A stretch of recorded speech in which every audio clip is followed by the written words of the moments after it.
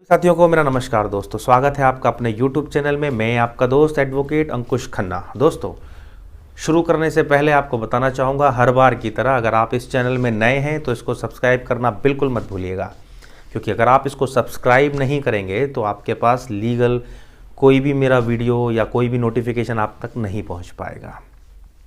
Bell icon को press करेंगे तो वो नोटिफिकेशन के थ्रू आपके पास सारी वीडियोस पहुंचती रहेंगी जो भी मैं यहाँ पे वीडियो डालता हूँ। तो दोस्तों, वीडियो शुरू करते हैं। और शुरू करने से पहले मैं आपको बताना चाहूँगा कि ये वीडियो स्पेशली उन लोगों के लिए है जो लोग लीगल फील्ड में अपना करियर बनाना चाहते हैं, जो लोग एडवोकेट बनना चाहते हैं। और अब जैसे कि AIBE 16 का एग्ज़ाम भी कंप्लीट हो गया है, तो वो भी स्टूडेंट्स हैं जो वेट कर रहे हैं अपने रिज़ल्ट का।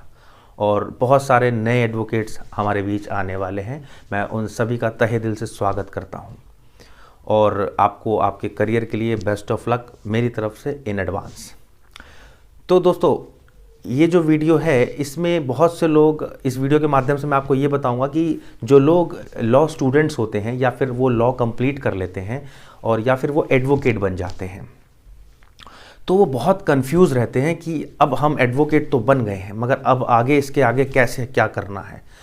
तो सबसे पहले दोस्तों, आपको अपना विजन देखना है, आपको अपना गोल देखना है। अगर आप एडवोकेट बन चुके हैं या बनने वाले हैं तो सबसे पहले आपको ये कुछ स्टेप्स हैं उसके, वो स्टेप आप चाहें तो अपनी डायरी में लिख लीजिए। अगर आप वो स्टेप फॉलो कर लेते हैं, यकीन मानिए आप एक बेस्ट एडवोकेट कहलाएंगे। तो स्टेप नंबर 1 इसमें क्या है कि जब आप एडवोकेट बन जाते हैं तो सबसे पहले आपको अपनी फील्ड सेलेक्ट करनी होती है, यानी कि आपका स्पेशलाइजेशन किस चीज़ में है, इंटरेस्ट किस चीज़ में है। आप रिट में जाना चाहते हैं, रेवेन्यू में जाना चाहते हैं, बैंकिंग में जाना चाहते हैं, सिविल में जाना चाहते हैं या क्रिमिनल में जाना चाहते हैं। स्टेप नंबर 2, आप जिस भी फील्ड को चूज़ करते हैं कोशिश कीजिए कि आपको उसी फील्ड का कोई सीनियर लॉयर मिले, सीनियर एडवोकेट मिले, एक अच्छा एडवोकेट मिले जिससे आप कुछ सीख सकें और वो आपको कुछ सिखा सके, जिसका एक्सपीरियंस मैं मानता हूँ कि अगर 30+ है तो वो आपके लिए बहुत ही फ़ायदेमंद है, बहुत ही बेनिफिशियल है।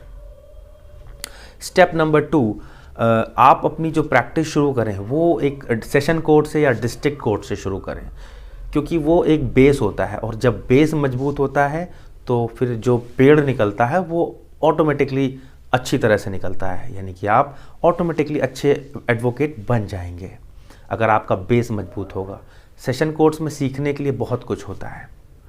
स्टेप नंबर 3, आप जब कोर्ट जाएं तो रेगुलर जाएं, बिना किसी नागे के, बिना एब्सेंट हुए। इससे क्या होगा कि आपको डेली कोर्ट की एक्टिविटीज़ पता चलेंगी, आपके जो सीनियर हैं वो क्या ड्राफ्टिंग करते हैं, कैसे ड्राफ्टिंग करते हैं, कैसे अपीयर होते हैं, कहाँ कहाँ पे कौन से कोर्ट होते हैं। ये सारी नॉलेज आपको तभी मिल सकती है जब आप रेगुलर कोर्ट जाएंगे। स्टेप नंबर 4, आप प्रॉपर यूनिफॉर्म पहने, यानी कि ब्लैक कोट जो हमारी एडवोकेट की ड्रेस होती है, वाइट शर्ट, वाइट पैंट या ब्लैक पैंट और बैंड, तो प्रॉपर ड्रेस पहन के जाएं। ड्रेस पहनना इसलिए ज़रूरी है क्योंकि आपका जो कॉन्फिडेंस लेवल है वो ड्रेस पहनने के बाद बहुत ज़्यादा डेवलप हो जाता है। आपके शूज़ ब्लैक होने चाहिए। तो ये सारी चीज़ें आपकी जो पर्सनालिटी होती है एडवोकेट की उसको और ज़्यादा बूस्ट करती हैं, जिससे आपको कॉन्फिडेंस आता है।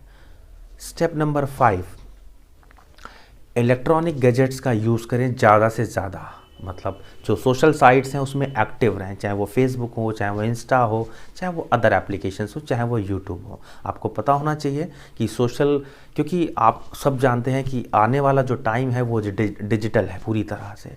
तो वो ज़माना चला गया कि जब लोग सब कुछ लिखा करते थे। अब सबके पास आईफोन है, सबके पास टैबलेट्स हैं, लैपटॉप्स हैं, तो लोग यूज़ करते हैं। और आजकल आपने देखा कि कोविड के दौरान क्या हुआ, सुप्रीम कोर्ट तक ने जो मीटिंग करी हैं या फिर जो भी हियरिंग ली हैं वो सब वर्चुअल चली हैं, सब कुछ जूम पे चली हैं या फिर ऑनलाइन चली हैं।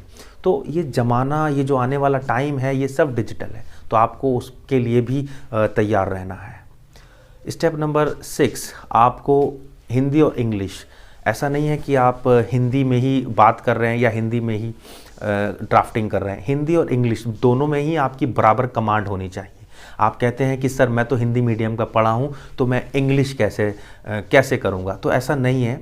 आप इंग्लिश के बहुत सारे हमारे पास बुक्स हैं पढ़ने के लिए, बहुत सारे जजमेंट है पढ़ने के लिए। आप अगर इंग्लिश को तैयार करेंगे तो आप इंग्लिश में भी बात कर सकते हैं। मैं ये नहीं कह रहा हूँ कि आप ग्रामर पढ़ने बैठिए, पास्ट प्रेजेंट और इंडेफिनिट और फ्यूचर इसके बारे में पढ़िए, आप सिर्फ जजमेंट पढ़िए। आपको नॉर्मली ड्राफ्टिंग सीख लीजिए, अगर नहीं है तो सीख लीजिए, क्योंकि दोनों में कमांड ज़रूरी है। नॉर्मली हाई कोर्ट में सब कुछ इंग्लिश में चलता है, तो कभी आपको अगर हाई कोर्ट में अपीयर होना पड़ा तो आप क्या करेंगे? करेक्ट। स्टेप नंबर 7 कि आप जो भी एडवोकेट चूज़ करते हैं तो उसका जो चैम्बर है वो भी बहुत मैटर करता है, क्योंकि जो क्लाइंटेज बढ़ती है वो भी चैम्बर से ही बढ़ती है। और आपके पास जो एडवोकेट जिसको आप सर्च करते हैं, तो कोशिश कीजिएगा ऐसा एडवोकेट सर्च करें जिसके पास ना तो बहुत ज़्यादा काम हो और ना कम काम हो, मतलब मीडियम काम हो, 5-6 फाइल जो हो उसकी पर डे की हो, जिससे क्या होगा कि वो आपको भी बहुत कुछ सीखने को मिलेगा और वो आपको प्रॉपर समय भी दे पाएंगे। अगर उनके पास केस बहुत ज़्यादा होंगे तो वो आपको उतना अटेंशन नहीं दे पाएंगे जितना आप सोच रहे होंगे। इसके अलावा स्टेप नंबर 8, आप जब अपने सीनियर से बात करके सीनियर से बोलें कि उनको भी आर्ग्यूमेंट करवाएं कोर्ट के अंदर खड़े होके, तो आप सीनियर आपको सपोर्ट करेंगे। आप सीनियर को जैसे किसी केस में सीनियर फंसते हैं तो उनको आप नई जो उसके सेक्शंस होते हैं उसके बारे में और बता सकते हैं अपने सीनियर्स को। अगर उसको कुछ नहीं आता तो उनके साथ शेयर कर सकते हैं, या फिर आपको कुछ नहीं आता है तो उनसे पूछ सकते हैं। और आर्ग्यूमेंट कैसे करते हैं वो सब आप अपने सीनियर को देखेंगे, तब आपको पता चल पाएगा। छोटे छोटे केसों से अगर आप छोटे छोटे केस में आप आर्ग्यूमेंट करते हैं जज के सामने, तो यकीन मानिए आगे चल करके आप बड़े बड़े जो केस होंगे उसमें भी कॉन्फिडेंटली उसके सामने खड़े होकर के बहस कर सकते हैं। और इसके अलावा दोस्तों, ये जो मैंने आपको पॉइंट्स बताए ये बहुत ही बेसिक पॉइंट है एक अच्छा एडवोकेट बनने के लिए। ड्राफ्टिंग करिए, अपने सीनियर से बोलिए कि मुझे भी ड्राफ्टिंग करने के लिए आप कुछ दीजिए, तो वो ड्राफ्टिंग करने के लिए आपको कुछ फाइल्स देंगे। इंग्लिश में ड्राफ्ट कीजिए या हिंदी में ड्राफ्ट कीजिए, मगर ड्राफ्टिंग करना आपको आना चाहिए।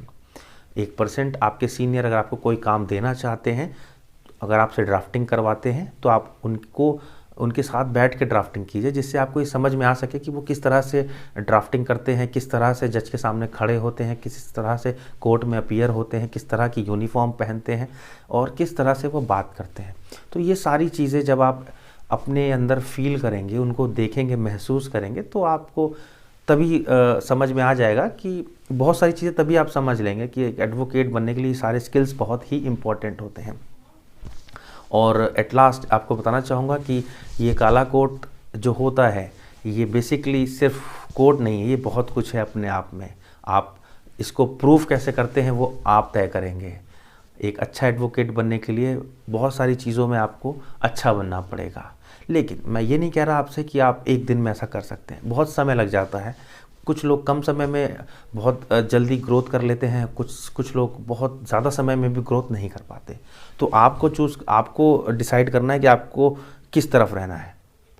अगर आपने ये काला कोट पहन लिया है तो आपको न्यायिक लड़ाई लड़नी पड़ेगी, लोगों को इंसाफ दिलाना पड़ेगा, इसीलिए आपने शायद ये प्रोफेशन चूज़ किया होगा। तो दोस्तों, उम्मीद करता हूँ जो शायद मैं आपको समझाने की कोशिश कर रहा था वो आप समझ चुके होंगे। अगर आपको समझ में कुछ नहीं आता है तो मेरा नंबर आप स्क्रीन पर देख सकते हैं। आपको कोई हेल्प चाहिए हो या किसी प्रकार से कोई डिस्कशन करना चाहते हैं, कंसल्ट करना चाहते हैं, तो आप मेरे को व्हाट्सअप कर सकते हैं अपनी डिटेल्स अपने केस के साथ। फिर मिलूँगा एक नई वीडियो के साथ दोस्तों, तब तक के लिए जय हिंद।